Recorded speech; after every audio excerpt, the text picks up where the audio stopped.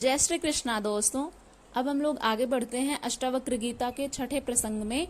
दूसरे सूत्र में राजा जनक अब दूसरा उदाहरण देते हुए कहते हैं, महोदधिरिवाहम स प्रपंचो वीचिसन्निभः इति ज्ञानम तथैतस्य न त्यागो न ग्रहो लयः।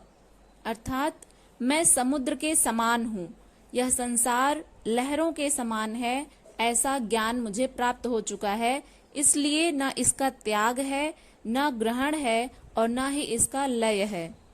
कहने का भाव यह है कि जो हमने पिछले सूत्र में पढ़ा था, जिसमें राजा जनक आकाश और घट का उदाहरण दिए थे, समष्टि और व्यष्टि का उदाहरण दिए थे, वे कह रहे थे कि मैं इस आकाश की भांति ही अनंत हूँ और यह संसार घड़े की भांति प्रकृति जन्य है, ऐसा मुझे अनुभव हुआ है।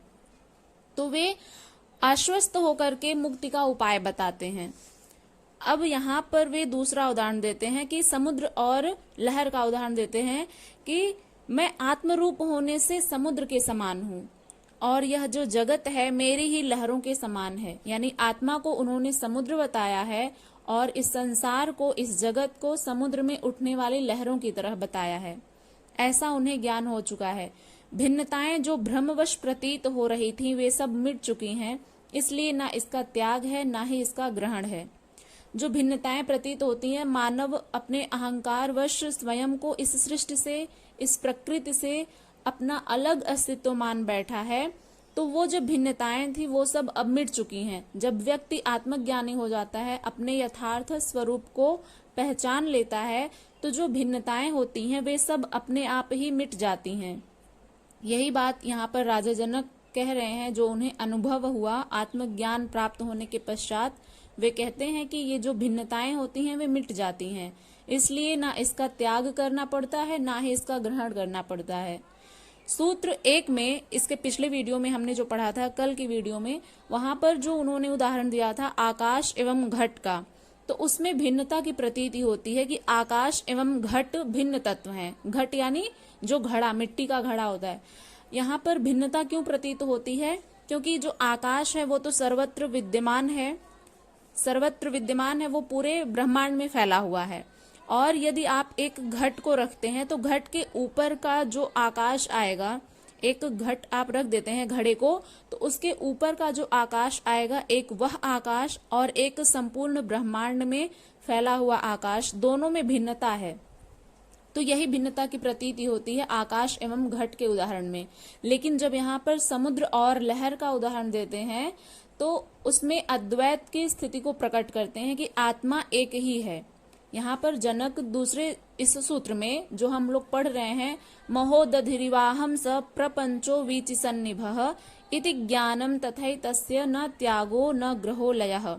इस सूत्र में वे लहर और समुद्र का उदाहरण दे करके अद्वैत की स्थिति को स्पष्ट करते हैं कि आत्मा एक ही है, इसका न निर्माण होता है और न ही विनाश, इसलिए न इसे छोड़ा जा सकता है, न इसे ग्रहण किया जा सकता है, न इसका किसी में लय हो सकता है। अगले सूत्र में वे कहते हैं, अहम स शुक्ति संकाशो रूप्यवद्विश्वकल्पना इति ज्ञानम तथैतस्य न त्यागो न ग्रहो लयः।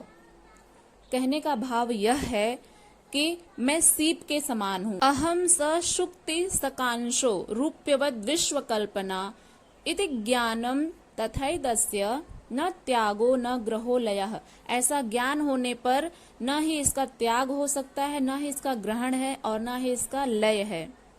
उन्हें यह अनुभव होता है कि मैं सीप के समान हूँ और यह जगत कल्पना चांदी के समान है।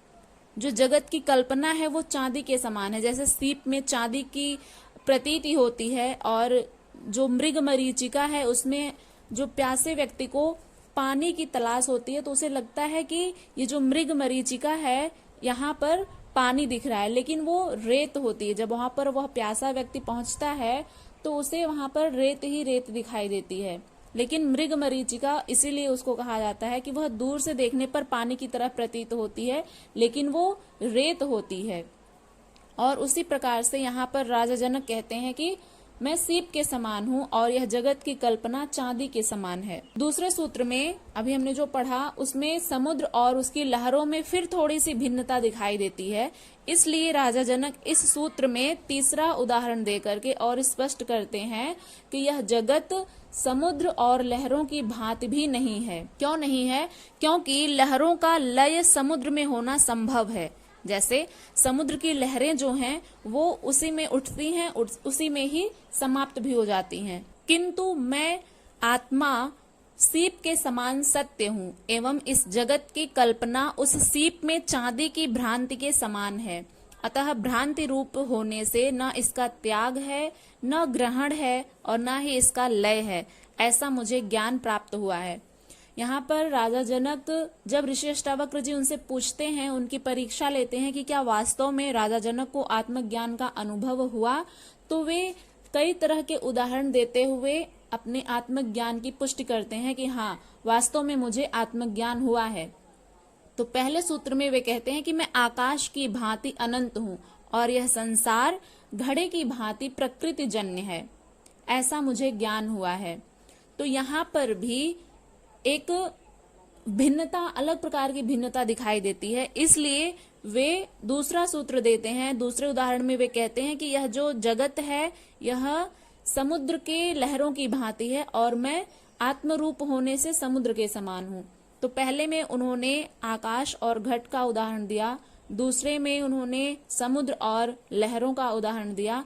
अब तीसरे सूत्र में वे कहते हैं कि मैं उस सीप की भांति हूँ और यह जगत सीप में प्रतीत होने वाली चांदी की भांति है। जैसे सीप में हम चांदी की कल्पना कर लेते हैं कि इस, जैसे समुद्र में सीप होती है तो उस सीप में हम यह कल्पना कर लेते हैं कि इसमें चांदी होगी, तो चांदी की कल्पना की भांति ही यह जगत है। इस सूत्र में वे कहते हैं कि मैं सीप के भांति हूँ और यह जगत की कल्पना चांदी के समान है, क्योंकि यहाँ पर लहरों का लय होना समुद्र में संभव है। समुद्र में जो लहरें उठती हैं और बैठती हैं उसी में ही समाप्त भी हो जाती हैं, तो इसलिए जगत जो है वो तो आत्मा में लय विलय नहीं होता है। यहाँ पर वे कहते हैं कि इसलिए मैं उस आत्मा के समान हूँ, उस सीप की भांति हूँ जहाँ पर चांदी की कल्पना की जाती है, इसलिए मैं आत्मा, अपने आप को वे आत्मा कह करके संबोधित करते हैं राजा जनक, और कहते हैं कि मैं आत्मस्वरूप हूँ और मैं सीप के समान सत्य हूँ एवं इस जगत की कल्पना उस सीप में चांदी की भ्रांति के समान है। जैसे मनुष्य जो है वो सीप में चांदी की भ्रांति कर लेता है, चांदी की कल्पना कर लेता है, उसी प्रकार से यह जगत है। अतः भ्रांति रूप होने से न इसका त्याग है, न ही इसका ग्रहण है और न ही इसका लय है, ऐसा मुझे आत्मज्ञान हुआ है। आशा करते हैं कि आप लोगों को ये दोनों ही सूत्र अच्छे से समझ में आ गए होंगे। वैसे मैंने पूरा प्रयत्न किया है कि आपको अच्छे से समझा सकूं। तो मिलते हैं नेक्स्ट वीडियो के साथ। एक सूत्र और बचा है इस छठे प्रसंग में, उसको हम लोग कल पढ़ेंगे। आप लोग यदि चैनल पर नए हैं तो इसको सब्सक्राइब कर लीजिएगा, वीडियो को लाइक करिएगा, यदि आपको पसंद आई हो तो इसे अपने दोस्तों के साथ शेयर करिएगा, बेल आइकन को प्रेस करके रखिएगा ताकि